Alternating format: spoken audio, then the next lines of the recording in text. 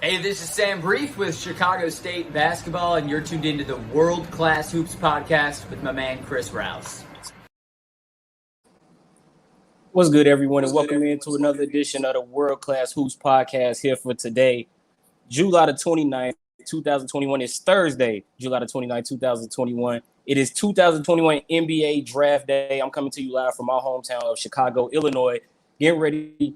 So once again, pretty much just get into the draft, man. It's going to be a pretty quick episode, man. Like I said on yesterday's edition of the World Class Hoops podcast, not going to be able to catch the draft live, so couldn't do a live draft show like I really wanted to. But I'm going to give you a quick overview of the NBA draft. Also, pretty much quick overview of the show. You can catch the show, the World Class Hoops podcast, available on social media, on Twitter at WCHP Media, on Facebook at World Class Hoops Podcast, available on YouTube at World Class Hoops Podcast. Also streaming wherever podcasts are heard, available on all platforms, including Anchor, Apple, Google, Spotify, and YouTube. Like I just said, also, as you can see, I'm your host, Chris Rouse. And you can catch me on social media, on Twitter and Instagram at KingRouse21. So once again, man, that's the social media for the show. Just if you want to be in tune with the show, know what's going on with everything we got, all the updates, next shows, new episodes, video clips, everything. We got it. It'll be on our social media, so check it out. Check out the World Class Hoops podcast, available on social media. But like I said, we're just gonna get into the NBA draft today, man. The Detroit Pistons pretty much took all the fun out of the NBA draft, man. The draft starts later tonight at 7 p.m. Central Time. The Detroit Pistons will have the number one pick overall, and they've already announced that with the number one pick, I was gonna do it. See, I even had a graphic for it. I was gonna do predictions I was gonna do a whole top 5 prediction segment. I was going to discuss Detroit. I was pretty much going to say why I think Detroit is going to pick Cade Cunningham anyway. And Detroit is pretty much courtesy of Adrian Wojnarowski of ESPN. It has been reported that the Detroit Pistons will select Cade Cunningham of Oklahoma State with the number one overall pick in tonight's NBA draft. And like I said, not really a surprise for me. Personally, I think Cade Cunningham has probably been the number one overall pick probably for about the last maybe year and a half almost, if you want to say in this draft, in my opinion, just in terms of like what I've seen in terms of other prospects and just in terms of regular skill set. I just think Cade Cunningham coming into this draft, he's the most NBA ready. He's the most NBA ready player coming into this draft, NBA ready player right now. Not to say that some of these other guys can't pass him up. I just think right now he's the most NBA ready player at the moment. He's 6'8". He goes 220 pounds. His length on the perimeter, he's got long arms, his ability to defend multiple positions, his ability to knock down the outside shot. He plays very well in the post, has a very soft touch in the post, almost kind of reminds me of Ben Simmons, except I don't mean any shade when I say this, but it reminds me of Ben Simmons, but kind of with a shot almost. So Cade Cunningham, I mean, as I think he's pretty much the number one. He's pretty much the clear-cut number one overall pick, and Detroit has already announced that he will go number one. So Cade Cunningham, like I said, coming into this draft, I think he's the best prospect. And and then you see the Detroit Pistons, they've already made the choice. Took all the fun out the draft, man. What if they do? I wanted to do the green. I wanted to do that, but didn't get the opportunity to do that because Detroit has announced that they will go with Cade Cunningham number one overall.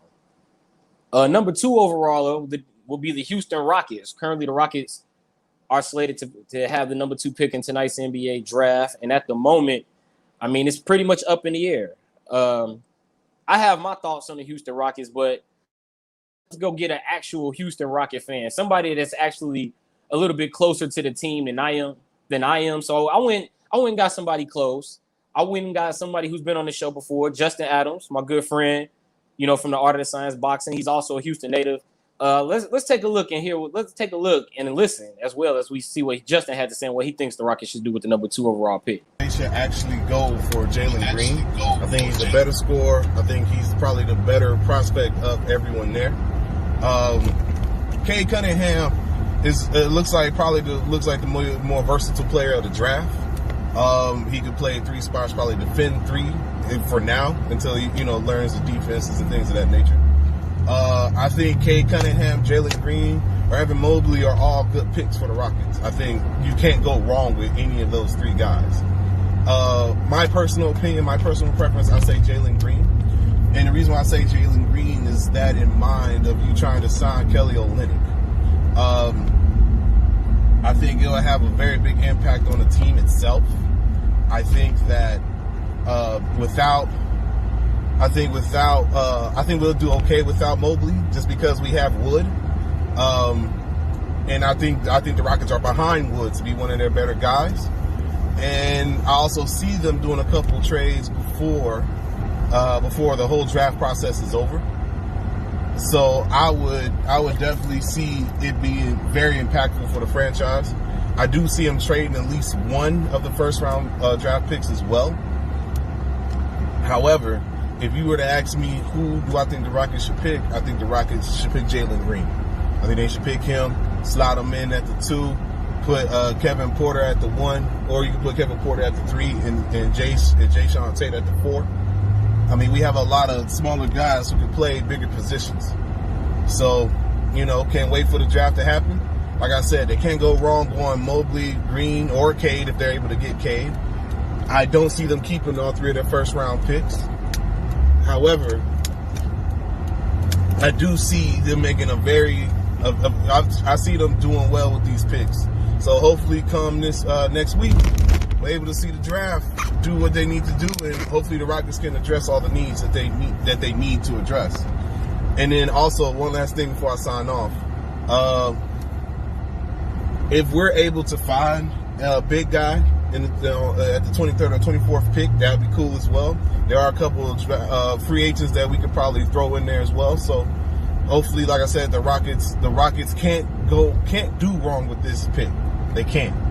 Like I said, either 3, Mobley, Cunningham, or Green, they're all good picks.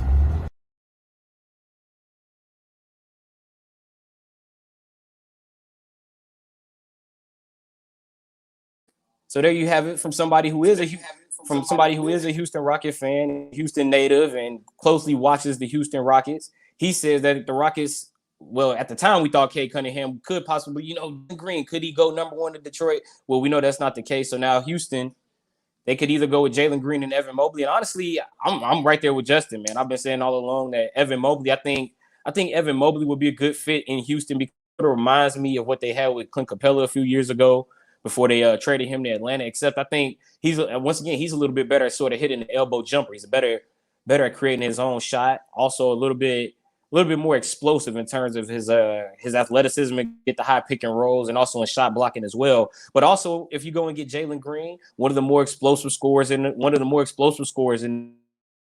get to the rim and throw down some slam dunks. Played pretty good in NBA G League Ignite. I just thought personally for Jalen Green, I thought maybe a little bit his stock really didn't rise as much as maybe as I thought it could throughout the NBA G League season last year. But I mean, he's still a pretty solid prospect for anybody that could get him in this draft. And also, if you're the Houston Rockets, you could probably pair him with John Wall in that backcourt. And then also, once again, if you go with Evan Mobley, you can recreate what they had with Clint Capella a few years ago. So for right now, Houston Rockets are in a pretty good position with the number 2 pick, if you ask me. And once again, like you heard from Justin, he says the same as well. With the number 3 pick, currently the Cleveland Cavaliers are selected to pick number 3. Honestly, every time Cleveland is picked, it's like they're a wild card. They're always the wild card team. It's like I remember a few years ago when the Bulls were picking number 7 and they took Kobe White, and number 5 right before Phoenix and Minnesota had made their trade. But Cleveland was sitting right there at number 5, and the question was, what are they going to do? Are they going to pick Darius Garland? Could they take Jarrett Culver? At the time they went with Darius Garland, and now, honestly, I think that could affect what's going to happen in tonight's draft because Cleveland's sitting there at number 3. If Mobley or Green is going number 2 to Houston, I think the one that isn't selected by Houston at number 2 will be the person selected number 3. The question is, will it be Cleveland making that pick at number 3? Because I think Cleveland and Orlando are the 2 teams most likely to trade out, and then you could probably see them trade down and somebody come in and probably take, or maybe pick somebody else like a Jonathan Kuminga or Scotty Barnes, some other players that are supposed to be in that top 5, top 6 range. For all intents and purposes, because I mean, pretty much I'm on time constraints right now, trying to get this show in for you guys, man. let's just say that Jalen, whoever doesn't go number 2 between Mobley and Green, that's who will go number 3. So for right now, let's just say for right now for Cleveland, slash it GreenMobley. So those one of those two guys will be number 2 or number 3 to Cleveland. I will say this about Cleveland. I think James Bouknight, he could be somebody. He could be a sleeper pick out of UConn. He could be a sleeper. He could be a sleeper guy that you could see sneak into that top 3 right there for Cleveland. Get somebody on the wing.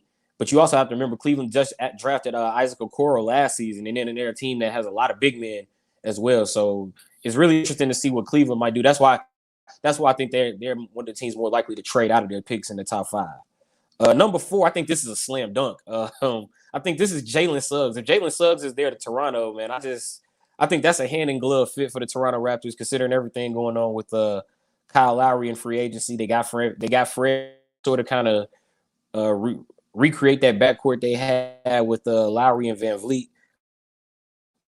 For now, as Van Vliet's not going to be the veteran, Suggs, and that'll be the pairing for the Toronto Raptors moving forward. If Jalen Suggs is there, remember I said Cleveland could be a wild card, could trade out. So if Jalen Suggs is still there, I got him going number 4 to the Toronto Raptors. And then number 5, the Orlando Magic. Orlando is a team, well, actually the next 2 teams overall, Orlando and Oklahoma City as a whole, most likely to, I could see both of these teams possibly trading out of their selections. And then also for Orlando and OKC, they're both kind of in rebuild mode as well. It's kind of like they kind of need whatever is best available at this point. And if you ask if it's up to about 3 guys that I could see going here in this 5-6 range. I could see James Bouknight out of UConn, who also probably could come up the board because he's 6'5". He scored about 18 a game in college last season. Actually, I think it was about 17 or 18 a game last year in college. Very long on the perimeter. So I could see him going somewhere in the 4 and the 5. Also, Jonathan Kuminga also was on G League Ignite, 6'8", power forward. I could see him going in that top 5. And then also Scotty Barnes out of Florida State. I think Scotty Barnes, the reason why he's not up the board a little bit higher, because I think he would be a very good fit for maybe a Cleveland. Put him in there into that front court with Isaac Okoro, sort of like what you're seeing elsewhere in Chicago, like with Patrick Williams and Nikola Vucevic. And yes, I did that on purpose because I think Patrick Williams, sort of what we saw out of some of his rookie year. Yes, he made it to the RE team, but some of the injuries, and then also the argument about Patrick Williams, you got to wait on the upside. Wait on the rest of him. Wait on him to develop. Maybe that may be scaring some teams off from Scotty Barnes. Maybe not really in that mode of wanting to try to make an instant impact. But when you're looking at Orlando and Oklahoma City, those are 2 teams that right now pretty much are in rebuild mode. So Scotty Barnes would be a good fit for both Orlando or Oklahoma City, in my opinion. Like I said, I was only going to do top 5, but I really was only going to do top 5. But speaking of Oklahoma City, man, I managed to get a video from an Oklahoma City fan. So let's check in, man. Let's check in with Grant from Oklahoma City, man. Let's check in with my man Grant Leader. He's an Oklahoma City fan. What did he have to say about Oklahoma City's number 6 pick? Thoughts on OKC? First off, the lottery kind of screwed them over. But secondly, they're picking number 6, picking number 15. They got Kemba Walker and SGA. Future's looking bright, but not bright enough. I wanted to be like Evan Mobley or Cade Cunningham, but I'm not really sure. We'll see how things go. Realistically, I can't even say because there's a possibility they might even trade out of that pick. So.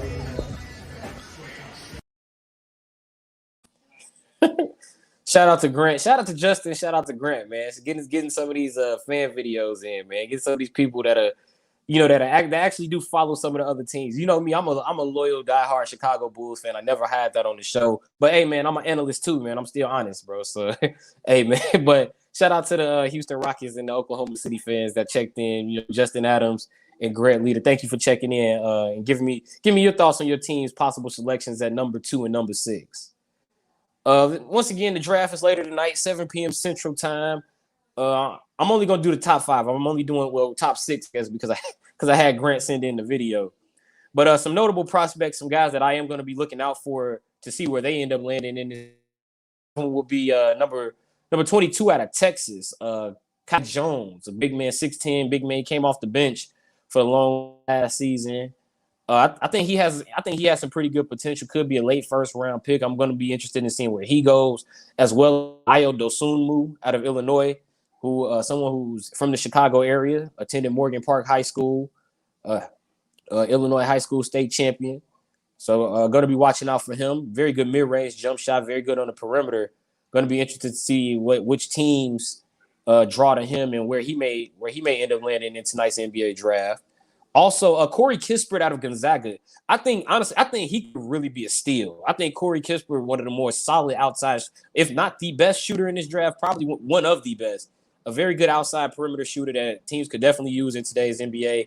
Sort of reminds me of Kyle Korver sometimes when he grows his hair out, has the lock sometimes. Kind of reminds me of Kyle Korver. So shout out to Corey Kispert. I really think he could be a steal in this draft. Probably one of the better sleeper picks in the draft, depending on where he ends up landing. I mentioned Book Knight, one of the better scorers in the draft, whose stock has been rising because of, like I said, because of his length on the perimeter. Also, like I said, averaging 17 a game in college. Jalen Johnson out of Duke. I want to say he played like 3. I can't remember if it was 2 or 3. I think he played like 3 games for Duke, and then he backed out. Then he backed out and decided to forego the remainder of the season to focus on the NBA draft. So I'll be focused on seeing what I did not mean to do that, by the way. I'll be focused on seeing where he in tonight's NBA draft. So I'll be on the lookout for him as well. I got a list of it's a lot of people, man. Like I mentioned Barnes, James Bouknight, Ayo Dosunmu, Corey Kispert. You know, so it's a full list of players. Moses Moody is somebody else I'm looking for out of Arkansas. Looking forward to seeing where he may end up landing in tonight's NBA draft. So it could be pretty good, man. It's going to be an interesting NBA draft. I think Cade Cunningham is, like I said, I think he's the best prospect in the draft right now at this moment. Looking, so pretty much, I mean, Detroit, pretty much it was almost a foregone conclusion for me that he was going to go number 1. So we'll see what happens in the rest of the draft Central Time. And before we get out of here this afternoon, remember Team USA, the women's Olympic basketball team is in action tonight against Japan. Remember, they won 81-72 against Nigeria earlier this week. They have their second preliminary round matchup tonight against Japan at 11:40 p.m. Central Time. I'll try to stay up for it and give you guys a review of it tomorrow's episode of the World Class Hoops podcast. But a quick preview. Team USA, they have a lot of size. I've been saying that throughout the tournament. Throughout the exhibitions and then through their first game of the tournament, I should say. The 61-41 rebounding edge against Nigeria, 23-0 run like in the second quarter, helped turn things around for them in that matchup.